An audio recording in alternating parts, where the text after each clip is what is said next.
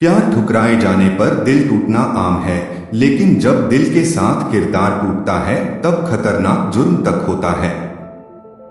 एक लड़की जिसने बचपन के साथी का प्यार ठुकरा दिया था और फ्रेंड बनी रही थी, उसे कोई एहसास नहीं था कि सालों तक उस लड़के के दिल में एक नाराजगी पलती रही थी।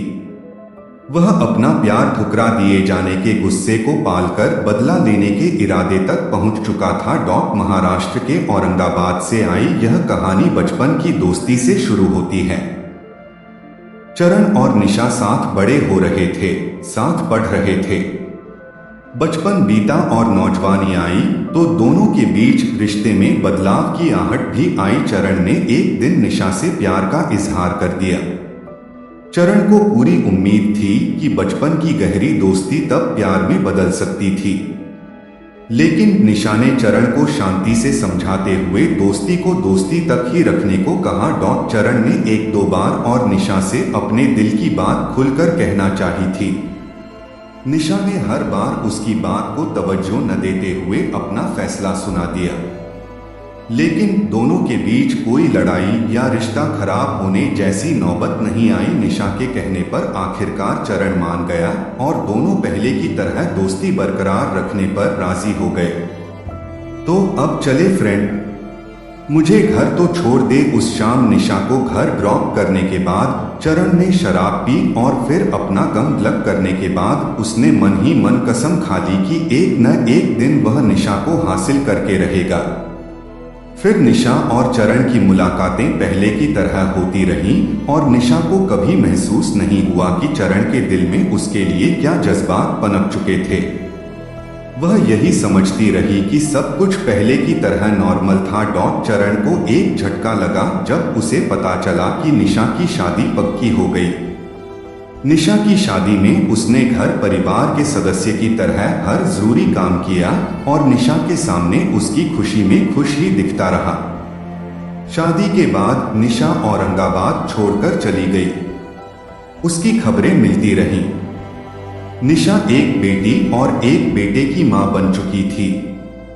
अब बारी थी निशा को झटका लगने की। निशा की शादी जिस आदमी से हुई थी उसके जुर्म की दुनिया से जुड़े होने के सबूत मिले।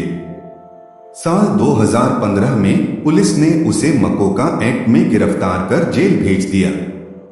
निशा अपने पति का केस लड़ रही थी।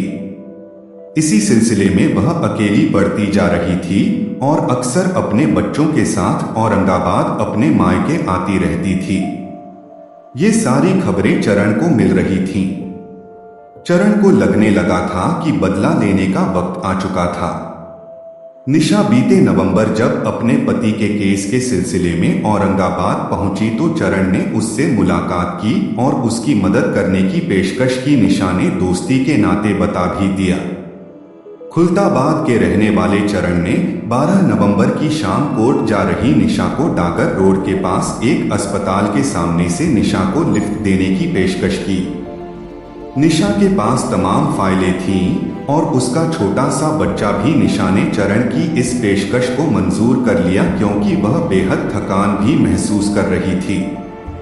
चरण ने थकान देखी तो निशा और उसके बच्चे को पीने के पानी की बोतल दी, फिर दोनों को अपनी गाड़ी से लिफ्ट दी। थोड़ी देर बाद जब निशा की आंख खुली तो उसने देखा कि वह एक कमरे में एक बिस्तर पर बंधी हुई पड़ी थी और उसका बच्चा भी कुछ दूर बंधा हुआ था।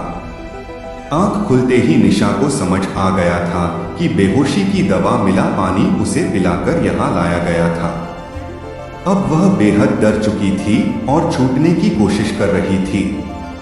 तभी चरण उस कमरे में दाखिल हुआ तो निशा चीख पड़ी। चरण ने दरवाजा बंद करते हुए उसे जवाब दिए, निशा तू पागल है क्या? चरण क्या कर रहा है ये? छोड़ दे, हमें जाने दे।